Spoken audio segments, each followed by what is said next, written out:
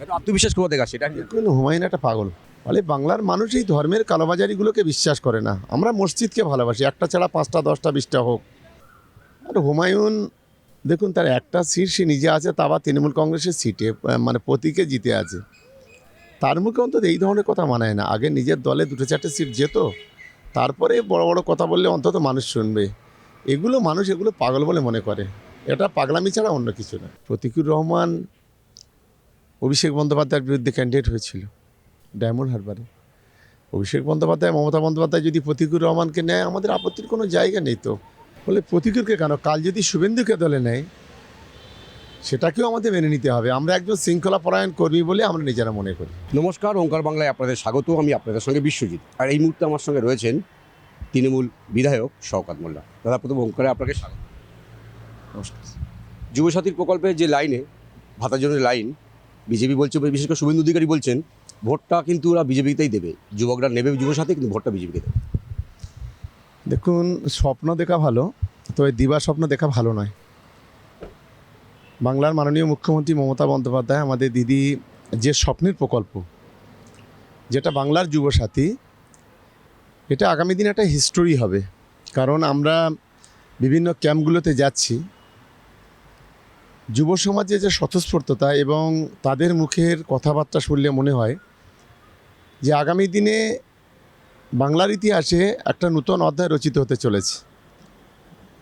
যুবরা 90% তৃণমূল কংগ্রেসের পাশে থাকবে, এটা আমার আত্মবিশ্বাস। কারণ একজন বেকার যুবক, সে যদি মাসে 1,500 টাকা পায়, প্রতিদিন 50 টাকা যদি পায়, অন্তত আর কিছু হোক আর না হোক, সে তার পরিবারের মুখে অন্তত একটু ডাল ভাত তুলে দিতে পারবে। তাই শুভেন্দু অধিকারী আসলে হতাশাগ্রস্ত হয়ে পড়েছে, যার কারণে এই ধরনের কথাবার্তা বলছে। এর কোনো বাস্তবতা আছে বলে আমি মনে করি না। কিন্তু আপনারা বলছেন লক্ষ্মীর ভাণ্ডার দিচ্ছি, তৃণমূল বিজেপি বলছেন ওরা ক্ষমতা আসলে 3,000 দেবে। ভারতবর্ষে 21টি রাজ্যে ওরা ক্ষমতায় আছে। কোন রাজ্যে ওরা লক্ষ্মীর ভাণ্ডার দিচ্ছে বিজেপি শাসিত রাজ্যে, সেটা প্রথম ওদের সেইটাই দেখানো উচিত। যেমন রাজস্থানে লাড়কি বাহিনা বলে একটা ওরা কর্মসূচি চালু করেছিল, পরবর্তীকালে ইলেকশন হয়ে যাওয়ার পরে একদিনে 50 লক্ষ মেয়েকে নাম কেটে দিয়েছে। বিজেপি যে মানুষের সঙ্গে প্রতারণা করে, এরা সবচাইতে বড় উদাহরণ এইগুলি। ফলে বাংলার মহিলারা, বাংলার মা বোনেরা, তারা বিজেপির এই ফাঁদা পাতে পা দেবে না। তারা নিশ্চিতভাবে মমতা বন্দ্যোপাধ্যায়ের পাশে থাকবে, এটা আমার আত্মবিশ্বাস। এই ধরনের কোথায় বাংলার মহিলারা, বাংলার মা বোনেরা গুরুত্ব দেয় না। এটা আপনারা আগামী দিনে লক্ষ্য করবেন। বিজেপি 26-এর আগে কিন্তু একটা রথযাত্রা কর্মসূচি নিয়েছে, মনে হয় 26-এ প্রভাব পড়বে। দেখুন, বাংলাটা গুজরাট নয়, আর বাংলাটা উত্তরপ্রদেশ নয়, আর বাংলাটা মহারাষ্ট্র নয়। বাংলার সংস্কৃতির সঙ্গে অন্য রাজ্যের সংস্কৃতি মিলবে না। এখানকার সাম্প্রদায়িক সম্প্রীতিটাই আলাদা, আর এখানকার মানুষের সংস্কৃতিটাই আলাদা। ফলে ধর্মকে সামনে রেখে যারা রাজনীতি করে, বাংলার হিন্দু, বাংলার মুসলমান, সেটা তাদেরকে কখনোই গ্রহণ করেনি, আর আগামী দিনেও করবে না। তাই শুভেন্দু অধিকারী বা অমিত শাহ, নরেন্দ্র মোদীরা স্বপ্ন দেখছে, বা শ্রমিক ভট্টাচার্যরা, যে হয়তো এই রথযাত্রা করলে বা কোনো র্যালি করলে হয়তো রাজনীতি ধর্মীয় ভাবে তৈরি করে হয়তো আগামী দিনে ক্ষমতা আসা যাবে। এটা কখনো বাংলাতে হবে না। বাংলার হিন্দু মুসলমানের মধ্যে যে ভ্রাতৃত্ব বন্ধুত্ব আছে, কোনো ধর্মের কালোবাজারি এখানে খুব বেশি লাভবান হবে না, এটা অন্তত আমার আত্মবিশ্বাস। অভিষেক বন্দ্যোপাধ্যায় দক্ষিণ 24 বারুইপুরে দাঁড়িয়ে বলেছিলেন, কিন্তু কোথাও একটা যেন ভাঙরটা আপনাদের কাছে নেই, নওশাদের কাছে। এবারে কি 26-এ কী মনে হয়? দেখুন, 2024-এ আমরা যদি ইলেকশনের রেজাল্টটা দেখি, আমরা বিজেপি থেকে বিজেপি থেকে 87,000 ভোটে এগিয়ে আছি, আইএসএফের থেকে 42,000 ভোটে এগিয়ে আছি। লোকসভার পরে একদিকে মমতা বন্দ্যোপাধ্যায়ের জনমুখী উন্নয়ন প্রকল্প, আর একদিকে অভিষেক বন্দ্যোপাধ্যায়ের নেতৃত্বে আমরা গত 2 বছর আমরা মাটি কামড়ে লড়াই করছি ভাঙড়ে। তৃণমূল কংগ্রেসের কর্মীরা যথেষ্টভাবে তারা মাটি কামড়ে লড়াই করছে, কোনো অনৈক্য নেই, কোনো গোষ্ঠীদ্বন্দ্ব নেই। ফলে 26-এ যে তৃণমূল কংগ্রেস জিতবে, এটা ভাঙড়ের একটা বাচ্চা ছেলেও বলবে, আর একটা 80 বছরের বয়স্ক লোকও বলবে। নওশাদ যতই লাফালাফি করুক আর যাই করুক না কেন, শেষ হাসিটা কিন্তু ভাঙড়ে তৃণমূল কংগ্রেস হারবে। হুমায়ুনকেও কি কোথাও আপনাদের সমস্যা? দেখুন, হুমায়ুনটা কে, যে আজকে বাবরি মসজিদ নিয়ে সামনে নিয়ে রাজনীতি করছে। 2019 সালে আপনি দেখুন বিজেপির ক্যান্ডিডেট হয়েছিল, যে বাবরি মসজিদ যাদের নেতৃত্বে ভাঙা হয়েছিল, সেই যোগী আদিত্যনাথ তাকে মঞ্চে ঝান্ডা ধরে তাকে পরিচিতি ঘটাচ্ছে। ফলে বাংলার মানুষ এই ধর্মের কালোবাজারিগুলোকে বিশ্বাস করে না। আমরা মসজিদকে ভালোবাসি, একটা ছাড়া 5টা 10টা 20টা হোক, 100 মসজিদ হোক, কিন্তু একটি বিতর্কিত নাম নিয়ে সেখানে বাবরির নাম করে এখানে ধর্মীয় একটা দাঙ্গা বাঁধানো, ফেসাদ বাজানো, একটা বিভাজনের রাজনীতি করা, এটা আমরা কখনো সমর্থন করি না। ফলে ও বাবরি মসজিদ করছে না, বাবরি মসজিদের নাম করে রাজনীতি করছে। এটা বাংলার সংখ্যালঘু মুসলমানরা অন্তত এটাকে ওকে বিশ্বাস করবে না আর ওকে গুরুত্ব দেবে না। ফলে হুমায়ুন কোনো ফ্যাক্টরি নয়, হুমায়ুনকে আমরা গুরুত্ব দিতে নারাজ। উনি বলছেন মমতা বন্দ্যোপাধ্যায়কে প্রার্থী দেবো মমতা বন্দ্যোপাধ্যায়ের বিরুদ্ধে, মিনিমাম উনি এমন আসন পাবেন যে নির্ণায়ক শক্তি হয়ে উঠবে। এটা আত্মবিশ্বাস কোথা থেকে আসে এটা? দেখুন, হুমায়ুন একটা পাগল একেবারে। ভারতবর্ষে এরকম পার্টি বোধহয় হাজারখানেক আছে, কিন্তু রোলিং পার্টি হয়তো 15টা কি 20টা আছে।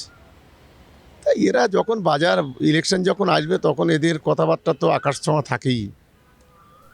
আর হুমায়ুন দেখুন, তার একটা সিট সে নিজে আছে, তা আবার তৃণমূল কংগ্রেসের সিটে, মানে প্রতীকে জিতে আছে। তার মুখে অন্তত এই ধরনের কথা মানায় না। আগে নিজের দলে 2-4টে সিট যেত, তারপরে বড় বড় কথা বললে অন্তত মানুষ শুনবে। মানুষ এগুলো পাগল বলে মনে করে, এটা পাগলামি ছাড়া অন্য কিছু না। সিপিএমের তরুণ তুর্কি নেতা প্রতিকুল রহমান, শোনা যাচ্ছে তিনি নাকি তৃণমূলে আসছেন, তিনি আবার ডায়মন্ড হারবারের কোনো একটা জায়গা থেকে আসনতে দাঁড়াতে পারেন। দেখুন, আমাদের নেত্রী মমতা বন্দ্যোপাধ্যায়, নেতা অভিষেক বন্দ্যোপাধ্যায় কাকে নেবে কাকে নেবে না, কাকে জায়গা দেবে কাকে জায়গা দেবে না, সম্পূর্ণ তাদের বিষয়। দল কাউকে নিলে তাকে স্বাগত, দল যদি তাদের জায়গা দিলে ভালো, কোনো অসুবিধে নেই। আমাদের কি আছে, আমরা দলের একজন সাধারণ কর্মী।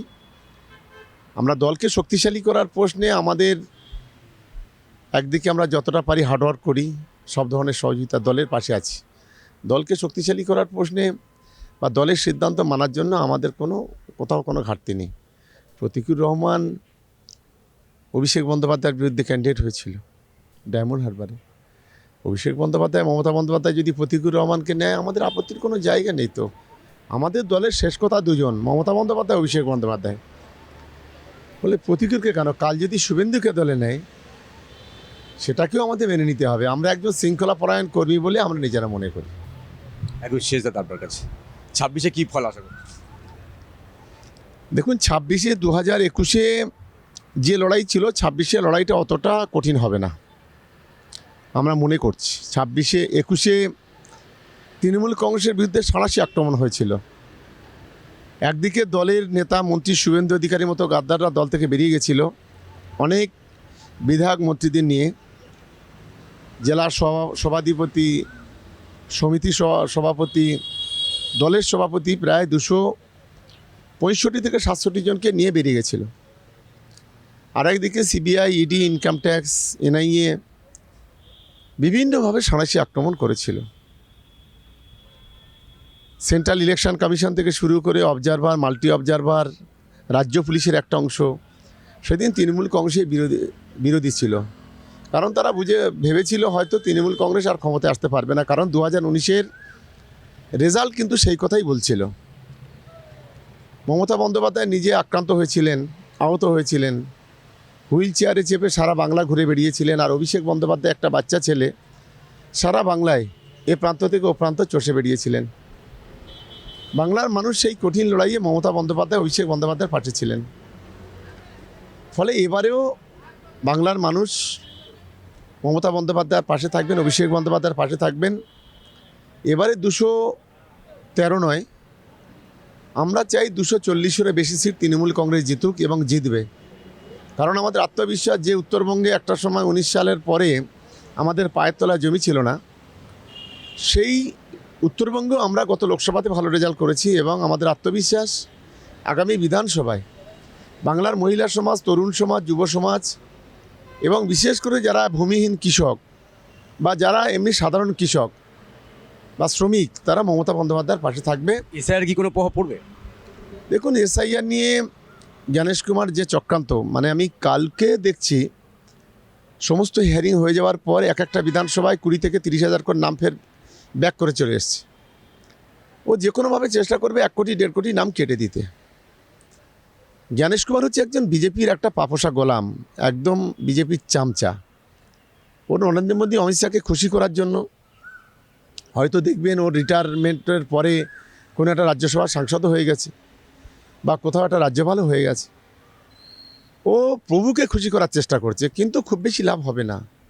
যতই চক্রান্ত করুক, বাংলায় কিন্তু মমতা বন্দ্যোপাধ্যায় চতুর্থবারের জন্য মুখ্যমন্ত্রী হবেন এবং তার জন্য পর্যাপ্ত পরিমাণে সিট যে মমতা বন্দ্যোপাধ্যায়, অভিষেক বন্দ্যোপাধ্যায় পাবে, তৃণমূল কংগ্রেস পাবে, এটা বলার অপেক্ষা রাখেন। অভিষেক বন্দ্যোপাধ্যায় কি রাজ্য মানে মন্ত্রিসভায় জায়গা পাওয়া উচিত সময় আসছে? সেটা দেখুন, সেটা তো দিদি জানে আর অভিষেক বন্দ্যোপাধ্যায় জানে, এই বিষয়ে নো কমেন্টস, আমি কোনো কথা বলবো না। শওকত মোল্লাকে কি আমরা পাবো মন্ত্রিসভায়? সেটা তো মমতা বন্দ্যোপাধ্যায়, অভিষেক বন্দ্যোপাধ্যায়কে জিজ্ঞেস করলে ভালো হয়, ওটা আমাকে না জিজ্ঞেস করলে ভালো হয়। এটা একদম শেষ। সম্প্রতি একটা মানে সোশ্যাল মিডিয়ায় একটা কথা রয়েছিল, আপনার মানে ইয়েতে দেখেছিলাম যে তৃণমূলকে যারা ভোট দেবে না তাদেরকে সরকারি সুবিধা বা লক্ষ্মীর ভাণ্ডার বা ঘরের কাজ এগুলো দেওয়া হবে না, এই ধরনের একটা মন্তব্য সামনে এসেছিল। দেখুন, ওটা ভুল ব্যাখ্যা করা হয়েছে। আমরা বলেছি ভাঙড়ের ক্ষেত্রে যারা আমাদের 4টে ছেলেকে খুন করেছে, যারা আমাদের 21 জন ছেলেকে পঙ্গু করে দিয়েছে, এই আইএসএফের সমাজ বিরোধীরা তাদের এই ধরনের লোককে বাংলার বাড়ি না পাওয়া উচিত বলে মনে করি। যারা মমতা বন্দ্যোপাধ্যায়কে বলে বাবার টাকা মানে প্রতিদিন গালাগালি করে, তাদের অন্তত এই ধরনের পরিষেবা না দেওয়া উচিত। সেটাকে একটা ভুল ব্যাখ্যা করা হয়েছে। আমরা গরিব মানুষের বিরোধী নই। আমরা ভাঙড়ে কেন, গোটা দক্ষিণ 24 পরগনায় 12টা অঞ্চলের টাকা যে কোনোভাবে টেকনিক্যাল কারণে বন্ধ আছে। আমরা দিদির কাছে, অভিষেক বন্দ্যোপাধ্যায়ের কাছে এমনি আবেদন করেছি যে আগামী দিনে তাদের ঘরগুলো যাতে পায়, তার টেকনিক্যাল যে ত্রুটি আছে ওগুলো কাটিয়ে যেতে পায়, সেই ব্যবস্থাটি করার জন্য। ফলে গরিব মানুষের আমরা শত্রু নয়, আমরা গরিব মানুষের পাশে আছি, ভাঙড়ের মানুষের পাশে আছি। আপনাকে অনেক ধন্যবাদ আমাদের সবাই আছে। 26-এর বিধানসভা নির্বাচনে ভাঙড়ে তৃণমূল কংগ্রেস জিতবে, তার জন্য যা করা তিনি করবেন। নওশাদ সিদ্দিকী বা হুমায়ুন কবিরকে কোনো পাত্তা দিতে নারাজ শওকত মোল্লা। ক্যামেরায় রবি দত্তের সঙ্গে বিশ্বজিৎ, ওঙ্কার বাংলা।